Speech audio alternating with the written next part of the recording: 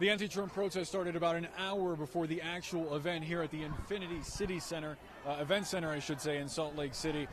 Several hundred people were gathered in front of a municipal building, giving speeches and chanting anti-Trump slogans before they started moving down the street as the event got closer to starting. They were met by a sizable crowd of pro-Trump supporters. Several hundred people, at least 500, were standing outside of the event center, trying to block the protesters from getting there. At one point, police had to intervene and get between the protesters and the Trump supporters. It mostly remained civil. There were a few heated conversations, but they stayed conversations. There weren't any fists flying, some of the things we saw in Chicago the previous week. Fortunately, things stayed very calm right up until we got closer to the end of the protest, when several protesters rushed the front door of the event, which you can see right over my shoulder.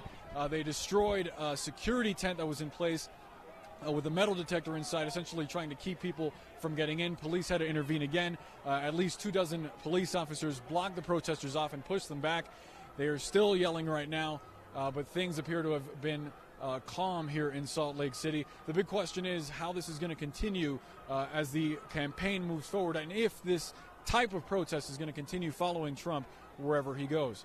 Boris Sanchez, CNN, Salt Lake City, Utah.